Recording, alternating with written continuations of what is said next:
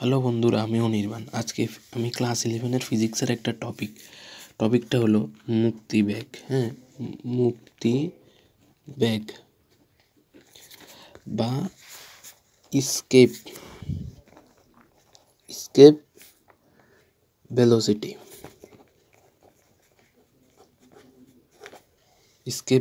ঠিক আছে, মুক্তিবেগ escape velocity সম্পর্কে বলবো। আচ্ছা, মুক্তিবেগ হলো পৃথিবী বা অন্য কোনো গ্রহের পৃষ্ঠ থেকে কোনো বস্তুকে ন্যূনতম যে ব্যাগে ছুড়লে বস্তুটি পৃথিবী বা গ্রহের মহাকর্ষ আকর্ষণের বাইরে চলে যায়, মানে ওই বস্তুটার কখনো পৃথিবীর দায়িত্ব না। শেষ পৃথিবী যে গ্রহের থেকে তোমরা সারো না কেন, তোমরা যদি কথার কথা মঙ্গলতুন সারো, শনিতুন সারো, জেনতুন সারো এতে মানে ওই বস্তুটার জীবনও পৃথিবীতে আইতো না, মানে ওই মহাকর্ষীয় আকর্ষণের বাইরে চলে যাবে। সোজা কথা হইলো ওইটা। এখন এই যে মুক্তিবেগ, এটার প্রমাণটা আজকে আমি দেখা দেবো। প্রমাণটা ক্লাস 11 ফিজিক্সের এটা। ক্লাস 11 ফিজিক্সের টপিক মুক্তিবেগ। এটা একটু লাগবে, ইম্পর্টেন্ট আছে। এটা দিয়ে কোশ্চেন আসে, এটা দিয়ে নিউমেরিক্যালসও করাবো, এটা ইম্পর্টেন্ট আছে। ঠিক আছে, তো দেখতে পাচ্ছ। এবার আমি বলি, আচ্ছা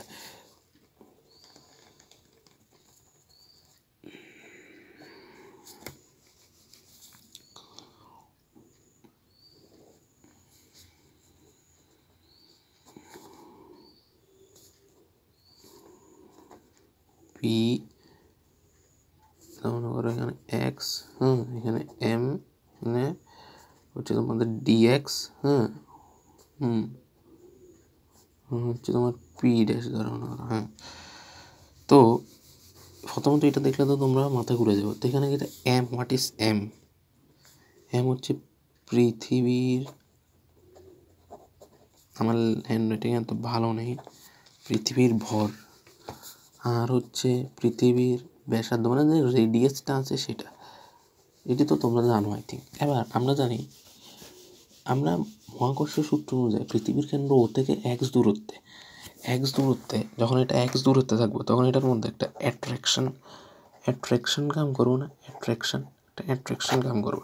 অ্যাট্রাকশনের পর একটা ফোর্স ক্রিয়েট হবো, ফোর্স আকর্ষণ বল থাকবো। মানে ওই দুইটা বস্তুর মধ্যে ওখানে এক্স দূরত্বে পি বিন্দুতে মানে পি বিন্দুতে আছে, মানে এই যে পি বিন্দুটার মধ্যে আছে, এই বিন্দুটার মধ্যে দুইটা বস্তু আছে, যে দুইটা বস্তু নিজেদের মধ্যে একটা আকর্ষণ বল, মানে নিজেদের মধ্যে একটা ফোর্স করবো, এটা একটা আকর্ষণ বল। সেটা হলো আকর্ষণ বল থাকবে। সেটা হলো F = G/m/, এখানে আর হবে না, কারণ আমি দূরত্ব এক্স ধরছি, x²। ঠিক আছে, এখন এখানে যদি আমি ধরি, এখন ধরো আমরা এই মুক্তিবেগের বস্তুটা আমি কোথা থেকে কোথায় বললাম, আমি আর থেকে ইনফিনিটিতে না বললাম, মানে পৃথিবী থেকে আমি অসীমে ছাড়লাম, তাহলে এটা আরটা, মানে আপার লিমিট হচ্ছে ইনফিনিটি, লোয়ার লিমিট হচ্ছে আর। ঠিক আছে, এখন আমি এটার যে প্রুফটা, তাহলে সুতরাং এটা এভাবে হবে, W = ইনফিনিটি আর DW, মানে DW মানে হচ্ছে ডি, এরকম মনে করো ইনফিনিটি আর G/m/x² ঠিক আছে। তাহলে G/m/x² dx যদি হয়, তাহলে দেখো GMM, তাহলে এটার প্রুফটা কেমন হবে? GMM। তো আচ্ছা, তোমরা এই দেখো, এখানে অনেকে ভুল করবে, এখানে অনেকে ভুল করে বলবে যে কীভাবে এটা হবে, এটা ইন্টিগ্রেশনটা অনেকে পারবে না। ঠিক আছে, এটা ইন্টিগ্রেশনটা অনেকে পারবে না, একদম সহজভাবে এটার যে সহজ ইন্টিগ্রেশন সেটা আমি করে দিচ্ছি। আমার ওরা GMM, তো এখানে x² ইনফিনিটি টেন্ডস টু, তো আর তো আমি কীটা করুম, GMM দ্বারা মনে করো GMM দ্বারা আমি বাইর করে আমি ইনফিনিটি আর তো টেন্স, ঠিক আছে, GMM বাইর করে ওই যে x² ছিল এটার আমি উপরের দিকে উঠে গেলে এটা মাইনাসে যাবো। তো সহজ জাস্ট এটার GMM করলাম, তো x - 2 +1 ওই রুলটা আর কি, -2 + 1 রুলটা কী ছিল, রুলটা ছিল না যে ইনফিনিটি আর, ঠিক আছে না? তো রুলটা এসেছিল জিএম বাই, তাহলে জিএম মানে কী ফর্মুলা লাগাইছে ওইটা, x n dx x n plus one ওই n plus one plus c, এর একটা ফর্মুলা আছে যে ইন্টিগ্রেশনের, এটা লাগাইছি। তো এটা লাগাইলে এটা হবে x to the power -1 by minus, আমি যেভাবে করছি এভাবে করলে একদম ইজিলি তোমরা বুঝে যাবে, ঠিক আছে? তাহলে তোমাদের আর কোনো সমস্যা তো দূরের কথা, একটা বাচ্চা ছেলেও যদি একটু একটা রুল যদি ইন্টিগ্রেশন সেটা জানে, একটা দিয়ে এটা ইজিলি সে করে ফেলতে পারে।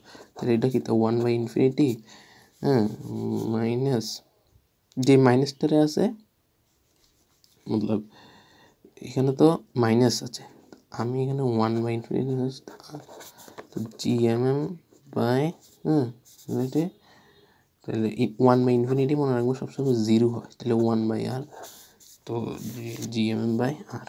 এখন কথা হচ্ছে যখন বস্তুটা এখানে, যখন বস্তুটা ছিল তখন বস্তুটার হচ্ছে একটা কি বল ক্রিয়া করছে, তখন বস্তুটার হচ্ছে কি কয় একটা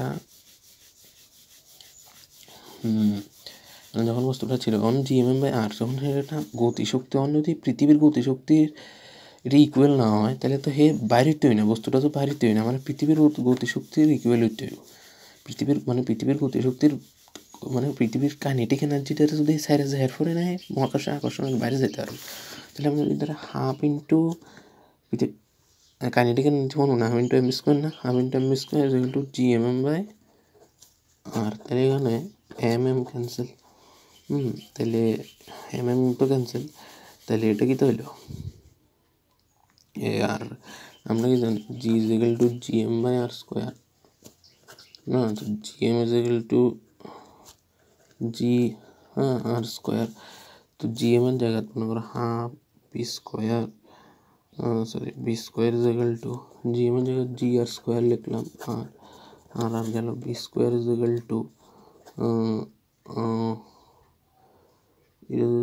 2GR, v is equal to √2GR, এটা হলো অ্যাকচুয়াল প্রুফ। তাহলে সুতরাং B is equal to √2GR, এটা হলো মুক্তিবেগের অ্যাকচুয়াল মুক্তিবেগটা, মুক্তিবেগ, ঠিক আছে? আর মুক্তিবেগের মান সবসময় মনে রাখবে 11.2 হচ্ছে মুক্তিবেগের মান কিলোমিটার যদি হিসাব করা হয়, আর নাহলে 11,200 ইন দ্য এসআই সিজিএস 11,200 এবং এই এসআইতে 11.2, ঠিক আছে? ভিডিওটা যদি ভালো লাগে তাহলে লাইক শেয়ার করে দেবে।